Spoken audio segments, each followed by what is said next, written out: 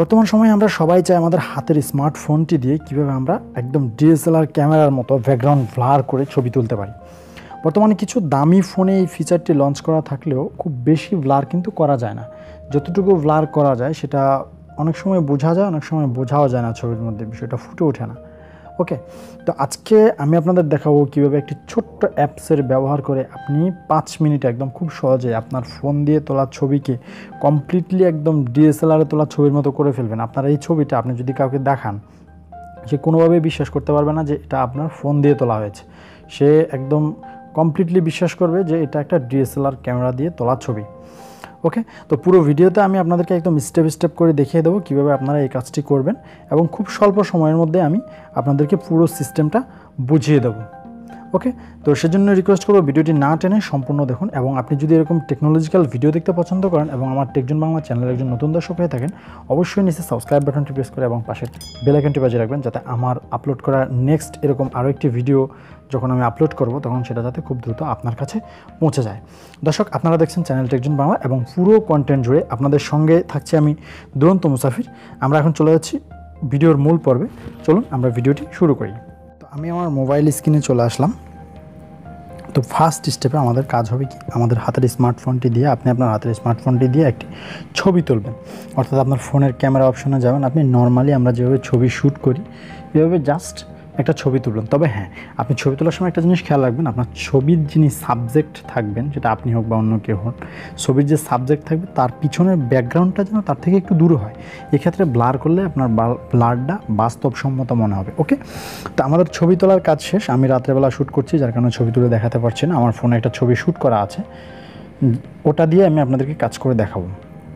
তো ধরুন আমরা ছবি তুলে ফেলেছি, এখন আমরা ব্যাক বাটন প্রেস করে ক্যামেরা অপশন থেকে বেরিয়ে আসলাম। এখন আমরা সেই সফটওয়্যারে প্রবেশ করব যেটার কথা আমি আপনাদেরকে ভিডিওর শুরুতেই বলেছিলাম। তো সফটওয়্যারটি আপনি কোথায় পাবেন, কোথাও থেকে ইনস্টল করবেন, এর নাম কী হবে, সব কিছু আমি ইন ডিটেলস একবার ভিডিওর লাস্টে দেখিয়ে দেবো। তো আমরা এখন সেই সফটওয়্যারটিতে প্রবেশ করলাম। প্রবেশ করার পরে আপনি সর্বপ্রথম এরকম একটি ইন্টারফেস পেয়ে যাবেন। এই ইন্টারফেসে দেখুন নিচে লেখা আছে লেট গেট স্টার্টেড। আমরা এখানে ক্লিক করে দেবো। ক্লিক করার পর এখানে একটা নাম দিতে হবে। আমরা এখানে নাম দিয়ে দিলাম। নাম দেওয়ার পরে নেক্সটে ক্লিক করে দেবেন। নেক্সটে ক্লিক করার পরে এরকম ইন্টারফেস আসবে। এখানে আপনি হোয়াট ডু ইউ ডু, আপনি এখানে একটা কিছু সিলেক্ট করে দেবেন। আমি আদার সিলেক্ট করে দিলাম। সিলেক্ট করার পরে এখানে সিলেক্ট ফটো, এটা না দিয়ে আমরা নিচে স্কিপে ক্লিক করে দেবো। স্কিপে ক্লিক করার পরে এরকম একটা পেজ আসবে। আপনি এটা পেড ভার্সান নিতে চান কি না, যদি পেড ভার্সান নিতে চান পেড ভার্সান নেবেন। আমি পেড ভার্সান নেব না, আমি আপনাদেরকে ফ্রি ভার্সান দিয়ে দেখাবো। আমি জাস্ট উপরে ক্রসে ক্লিক করে দিলাম। ওকে, তা ওরা আমাকে দেখিয়ে দিল যে আপনার সব কিছু কমপ্লিট, এখন আপনি কাজ করার জন্য তৈরি। এরকম ইন্টারফেস যদি আসে অবশ্যই নো থ্যাঙ্কস ক্লিক করে দেবেন। ওকে, আর না আসলে দরকার নেই।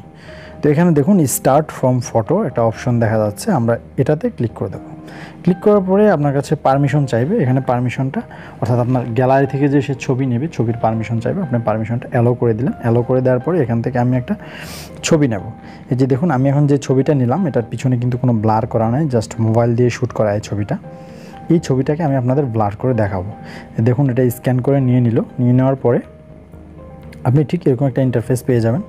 তো দেখুন এখানে স্ক্রল করে নিচে আসলে এখানে photo editing classic, photo editing classic ভালো করে দেখুন। এই ফটো এডিটিং ক্লাসিকের 2 নাম্বার অপশন, যেমন প্রথমটা অরিজিনাল, অর্থাৎ আমাদের যে অরিজিনাল ছবিটা, এটা হচ্ছে আমাদের অরিজিনাল ছবি, পিছনে কিন্তু কোনো ব্লার করা নেই। ওকে, তো অরিজিনালের পরে যে অপশনটা সেটা হচ্ছে ব্লার। আপনি ব্লারে ক্লিক করে দেবেন। ব্লারে ক্লিক করার পরে আপনার কাছে এরকম একটি ইন্টারফেস আসবে। এখানে দেখুন উপরে লেখা আছে পার্সন এবং নিচে লেখা আছে ব্যাকগ্রাউন্ড। আমরা ব্যাকগ্রাউন্ডে ক্লিক করে দেবো। ব্যাকগ্রাউন্ডে ক্লিক করে আমরা একটু নিচে স্ক্রল করে যাওয়ার পরে এখানে দেখুন গাউজিয়ান একটা অপশন দেখুন, ঠিক 2 নাম্বার অপশনটা উপরের লাইনের 2 নাম্বার অপশনটা, এই যে দেখুন এই যে গাউজিয়ানে ক্লিক করে দেবেন। গাউজিয়ানে ক্লিক করার পরে দেখুন নিচে একটা বার আসবে যেখানে 10 সিলেক্ট করা আছে। আপনি চাইলে এটাকে 12, 13 আরও বাড়াতে পারেন। এটাকে বাড়ানো কমানোর কারণে আপনার ছবির পিছনের ব্যাকগ্রাউন্ড ব্লারের পরিমাণ বাড়বে এবং কমবে। আপনি আপনার ইচ্ছা মতো ব্লার করতে পারেন। ওকে, তা আমার মতে 14-15 পর্যন্ত ঠিক আছে। আপনি 14 বা 15তে রেখে ছবিটা এক্সপোর্ট করতে পারেন। দেখুন আমি 14-এ দিয়ে রাখছি, অর্থাৎ 14-এর উপরে দিয়ে রাখছি। 12, 13 বা 10-এও দিতে পারেন, 10 দিলেও মোটামুটি ভালোই ব্লার হয়। আপনি আরও ব্লার করতে চাইলে সামনের দিকে বাড়াতে পারেন, একবারে ঘোলা হয়ে যাবে। আপনার পিছনের ব্যাকগ্রাউন্ড যদি অনেক দূরে হয় সেক্ষেত্রে আপনি 24-25 দিতে পারেন। তা আমি বেশি দেবো না, 13 দিয়ে আমি ছবিটা এক্সপোর্ট করব।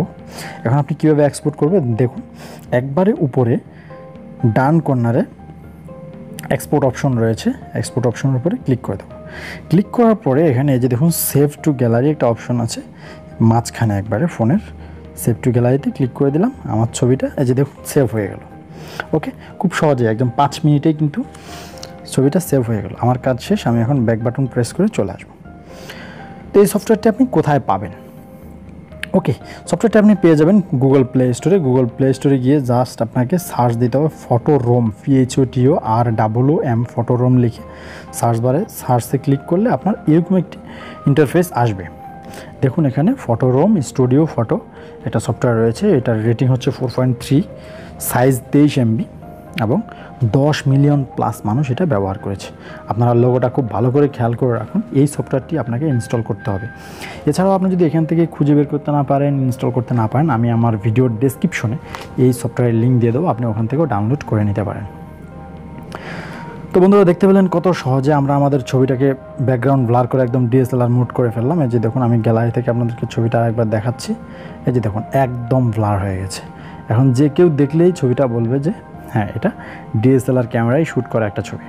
ওকে, তো ঠিক এভাবে আপনারা আপনাদের ফোনের ছবিগুলোকে এভাবে ব্যাকগ্রাউন্ড ব্লার করে একদম DSLR ক্যামেরার ছবির মতো করতে পারেন। ওকে, আর ভিডিওটি যদি কোনো কিছু বুঝতে না পারেন অবশ্যই কমেন্ট করবেন, কমেন্টে আমি আপনাদেরকে রিপ্লাই দেওয়ার চেষ্টা করব। প্রয়োজনে স্পেসিফিকলি আরও একটি ভিডিও আপনাদের বানিয়ে দেবো। ভিডিওটি ভালো লাগলে অবশ্যই একটি লাইক দেবেন এবং আপনার বন্ধুদের মাঝে শেয়ার করবেন। ভিডিও থেকে যদি আপনি কোনো কিছু শিখতে পারেন অবশ্যই সেটাও কমেন্ট করে জানাবেন।